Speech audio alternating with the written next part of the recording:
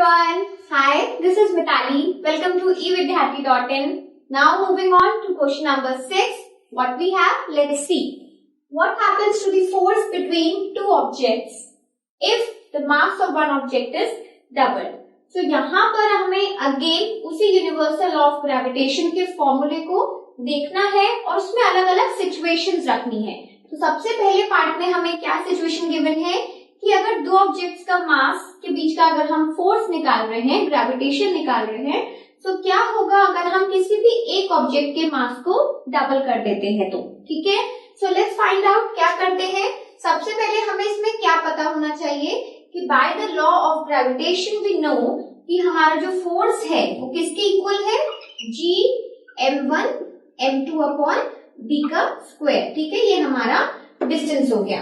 Now what we have, situation में हमें बोला गया है कि किसी भी एक ऑब्जेक्ट का मास हमें डबल करना है, ठीक है।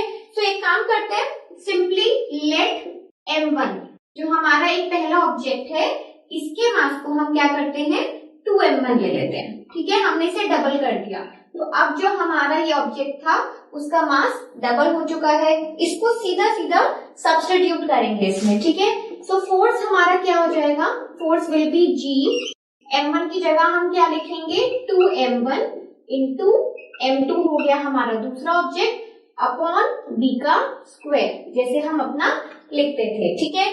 अब अगर देखा जाए तो ये सारे जो नंबर्स हैं, m1 की जो भी वैल्यू हो, m2 की भी कोई भी वैल्यू हो सकती है, g की कांस्टेंट है हमें पता ही है, d की भी कोई वैल्यू हो सकती है।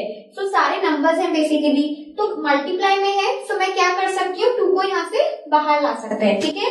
तो हमारा नेक्स्ट स्टेप क्या हो सकता है इसमें, सिंपली मैंने 2 को बाहर लिया और ब्रैकेट में अपना वही फॉर्मूला जो अंदर हमारी टर्म्स थी वो लिख दिया, ठीक है। अब आप देखो ये तो वही फॉर्मूला बन गया है जो हमने फर्स्ट स्टेप पे लिया है। दैट मीन्स कि हमारी सेम फोर्स हो जाएगी। तो हम ऐसा भी तो लिख सकते हैं कि 2 और ये क्या है, ये तो वही फोर्स है जो मैंने फर्स्ट अपना हमारी जो एक्चुअल वैल्यू जिससे हम निकालते वही फोर्स हम यहाँ पर लिख सकते हैं। तो बेसिकली हुआ क्या कि हमारी जो नई फोर्स आई है when the mass is doubled, तो अगर आप इसे चाहते हो तो इसे F1 भी लिख सकते हो, ठीक है। So when the mass is doubled हमारी जो एक्चुअल फोर्स थी उस वो भी डबल हो गई है, ठीक है। तो सिंपली हम इसमें एंड में क्या लिख सकते हैं, that force will also get double, ठीक है।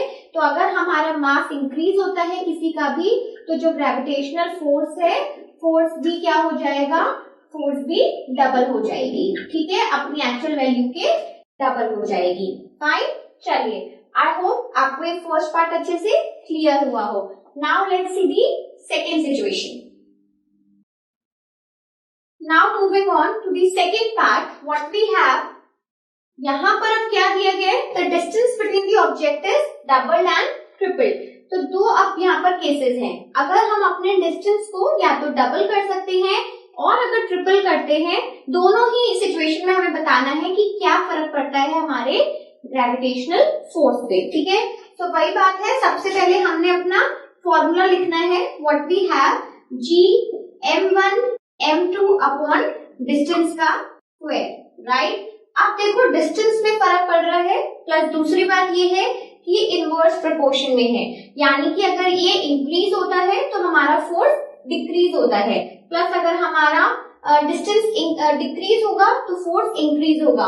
तो इस रिलेशन को हमें जरूर याद रखना है व्हाइल डूइंग दिस केस, ठीक है। तो अब यहाँ पर मेरे पास सिचुएशन ये है कि जो D मुझे लेना है वो सबसे पहले अगर वो डबल हो रहा है तो हम क्या कर सकते हैं, तो D जो हमने लिया है वो 2D ले लिया, ठीक है। हमने इसको डबल कर दिया। आप ऐसा भी कर सकते हो कि इसको डिस्टेंस को D1 से मेंशन कर दो, फर्क कुछ नहीं पड़ना है। सिंपली अगर ज्यादा कॉम्प्लेक्स नहीं रखना है तो बस हमें क्या करना है कि अपने डिस्टेंस को हमने 2D कर दिया है, ठीक है। तो अब हम इसे अगर पुट करेंगे तो what we will get, we have force is equals to G then m1 m2 upon d का स्क्वायर होने वाला था और d हमारे पास क्या है 2D है, अगर इसका स्क्वायर होगा तो क्या हो जाएगा ये 4D का स्क्वायर। तो फोर्स कितना आएगा G m1 m2 upon 4D का स्क्वायर, ठीक है। अगर अब आप देखेंगे तो ये जितना भी पार्ट है इस 4 को हम हटा देते हैं, बाकी जितना भी पार्ट है ये हमारा वही एक्चुअल फॉर्मूला है जो हमने अपने पहले फोर्स को निकालने के लिए यूज करते हैं, एक्चुअल वैल्यू निकालने के लिए, ठीक है। लेकिन अब यहाँ पर 1/4 क्योंकि ये फ्रैक्शन में है, नीचे डिनोमिनेटर में है, दैट मीन्स कि मैं इसे कैसे देखूंगी 1/4 के रूप में, ठीक है। तो हम क्या कह सकते हैं कि हमारा जो फोर्स है वो क्या हो गया, is 1/4 times of its actual value. तो उसका जितना एक्चुअल वैल्यू था उसका वो कितना हो चुका है, 1/4 टाइम्स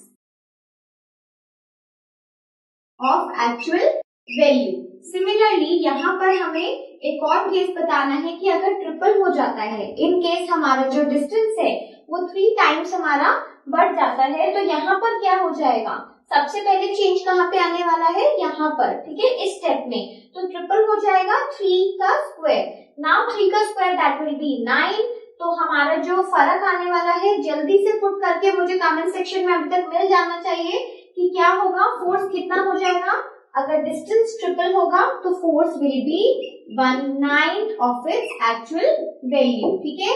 ये मैंने आपको पूरा निकाल के नहीं दिखाया है, ये आप करेंगे। और इस टाइप के आपको अलग अलग सिचुएशंस बहुत जगह पे आ सकता है कि डबल है, ट्रिपल है, 4 टाइम्स हो गया, तो क्या फर्क पड़ने वाला है, कितना डिक्रीज हो जाएगी हमारी फोर्स, ठीक है, क्योंकि इंक्रीमेंट किसके अंदर हो रहा है, डिस्टेंस के अंदर हो रहा है। तो कोई भी चीज जो नीचे है डिनोमिनेटर में अगर ये इंक्रीज होगा तो फोर्स जाहिर सी बात है अपने रिलेशन की वजह से वो घटेगी, कम होगी फोर्स दो ऑब्जेक्ट्स के बीच में। तो यहाँ पर भी हमने वही देखा है कि फोर्स किस तरीके से कम हुई है, ठीक है। तो चलिए मूव करते हैं इसके थर्ड पार्ट की ओर। Now moving on to the third part, क्या है अब हमारे इस पार्ट में, the mass of both objects are double. तो यहाँ पर अब हमें किस में चेंज करना है, हमारे मासेस में, और सिर्फ एक ऑब्जेक्ट के नहीं, इनफैक्ट दोनों ऑब्जेक्ट के मासेस क्या होने वाले हैं, यहाँ पर डबल हो रहे हैं, ठीक है। सो ये हमारा वही बेसिक फॉर्मूला है जो अभी तक हम हर उसमें यूज कर रहे हैं। अब यहाँ पर m1 कितना हो जाएगा, m1 भी इंक्रीज होके 2m1 हम लिख सकते हैं, और m2 कितना हो रहा है हमारा 2m2। तो दोनों ही केसेस में मासेस हमारे डबल हो रहे हैं। अगर हम यहाँ पर अपना फोर्स का फॉर्मूला पुट करते हैं, g कांस्टेंट वैल्यू है, m कितना है 2m1 इंटू 2m2, क्योंकि हमारा सेकेंड ऑब्जेक्ट का मास भी इस केस में डबल हो गया है, ठीक है। सो नाउ मूविंग ऑन, अब हमारा डिस्टेंस सेम है। इस केस में आपको ये भी दिया जा सकता था कि डिस्टेंस भी डबल हो रहा है, ठीक है, या ट्रिपल हो रहा है, तो उसमें आप क्या करोगे, नीचे अगर वो डबल हो रहा है तो यहाँ पर भी 2 का स्क्वायर बनेगा, 4 आ जाएगा, कैंसिल आउट होगा, काम होगा, ठीक है। आप एक कंक्लूजन पे पहुंचोगे कि भाई फोर्स का क्या वैल्यू हो गई है। तो इसी तरीके से आपको अलग अलग सिचुएशंस जो है इस टाइप के क्वेश्चंस में आ सकते हैं, ठीक है। अब अगर हम अभी अपने प्रेजेंट सिचुएशन की बात करें तो 2 into 2 4 टाइम्स, राइट। तो अगर मैं अपने 4 को बाहर ले आती हूँ, बाकी सब कुछ ऐसे ही लिख देते हैं, तो ये हमारा वही एक्चुअल फॉर्मूला बन जाएगा जो अभी तक हमने यूज किया है, ठीक है। तो ये तो हमारी वही वाली फोर्स है जो हमारा फर्स्ट फॉर्मूला है। दैट मीन्स कि जो नई फोर्स आने वाली है, when the mass of both the object become double, तो क्या हो जाता है, फोर्स हमारी 4 टाइम्स इट्स एक्चुअल वैल्यू हो जाती है। जो फोर्स है वो क्या हो जाएगी, 4 टाइम्स इट्स एक्चुअल वैल्यू। जो भी उसकी इनिशियल एक वैल्यू थी उसका 4 टाइम्स हो जाएगा, ठीक है। तो देखा आपने, इंटरेस्टिंग केसेस थे कितने, किस तरीके से हमने वैल्यूज को चेंज करा है, फोर्स में चेंज आया है। किसी किसी केसेस में फोर्स इंक्रीज होगी और किसी किसी केस में अगर डिस्टेंस के साथ कोई भी हमें चेंज करने के लिए बोला जाएगा तो उस केस में फोर्स हमेशा डिक्रीज होगी, ठीक है। जैसे डिस्टेंस में अगर कुछ भी इंक्रीमेंट हुआ है तो force because of its relation हमेशा डिक्रीज होती हुई हमें दिखेगी, ठीक है। सो आई होप आपको ये क्वेश्चन समझ आया हो। इस तरीके के अलग अलग केसेस रख के आप इन क्वेश्चंस को ट्राई कर सकते हो, डिफरेंट तरीके से करो, और कहीं पे भी आपको कोई डाउट आता है मुझे कमेंट सेक्शन में जरूर बताओ, ठीक है। I will help you out there. Now moving on to the further questions. Up till then keep learning, keep watching, bye bye.